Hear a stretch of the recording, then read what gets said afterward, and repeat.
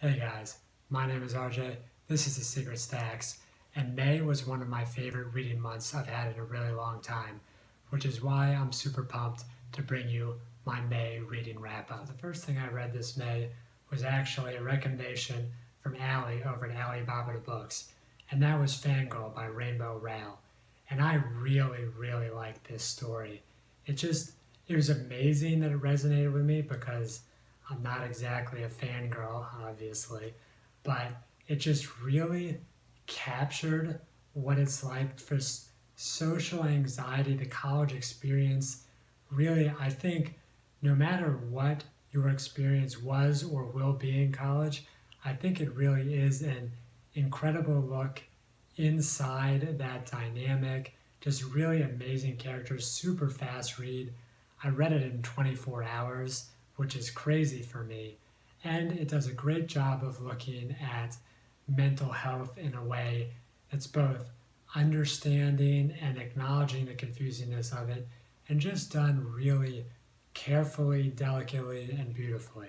And next up was Therithmatist by Brandon Sanderson. And this one I gave a 4 stars for how much it interested me, but in terms of how good a book it is, actually not putting my own feelings towards it, but just sort of looking at it objectively, probably only a 3 stars for a couple reasons. Number one, it's really a not very complete story, and between the book came out in 2013, I think, and the sequel is not coming out until 2017, so it's not a priority series for Brandon Sanderson, and I think that shows. But that being said, he is a master world builder, and it is a really interesting world. It reminded me a lot of the world of Full Metal Alchemist, if you've ever seen that anime or read the manga. Just very interesting in terms of the magic system, also the steampunk type world. And then next, my first ever John Green book, we're looking at Paper Towns, which I read because I wanted to watch the movie on HBO, but I wanted to read the book first. And I'm glad I did. It was enjoyable. 4 stars, didn't blow me away, but it was a really interesting take on the sort of YA contemporary, in that it added a little mystery, a little suspense, a little like figuring stuff out, which I enjoyed. And it didn't wow me, but it was really good. And then next up, circling right back to Rainbow Rowell. This was the first month I've ever read a book of hers, and I read 2 in the span of a couple weeks. But I read Eleanor and Park, which was very good. Only a 4 star for me because I think as somebody who's a little bit older, I didn't quite resonate with the high school students as much, but a really important read and a really good book. And it was actually really important for me in formulating my opinions and my reactions to the fake reader girls controversy that you've seen a lot recently on BookTube. So that was really something that I enjoyed, is not the right word, because there was nothing about that I enjoyed except seeing the community come together.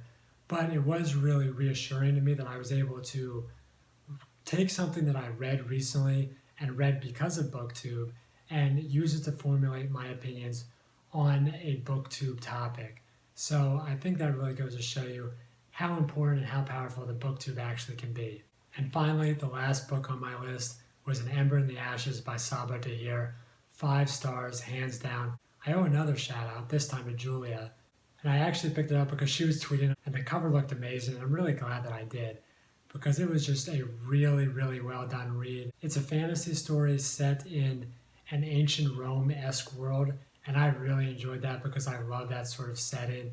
So it was really cool to just get in that experience, and it was YA with a lot of great characters, but it wasn't heavy on too many of the tropes, which I enjoyed. It was a different take on a lot of things, dual narrators or dual perspectives, and it's just really good. And Saba Tahir can really write. I mean, between her descriptions and just, this was her debut, I think, but it was one hell of a debut. And finally, for things to distract me, there wasn't a lot because honestly, it was such a good reading month, so I wasn't looking for too much else. But I did finally start the Bleach anime, and I'm really enjoying it. Only done the first season right now, but for me, the animes that I love, are the ones where you get squad goals of a group of friends just doing awesome stuff, being funny, being stupid. And Bleach hits that in the same way that Naruto did or Fairy Tail did. And that's really what I'm looking for, is something to take the mantle for me from those series that I recently finished.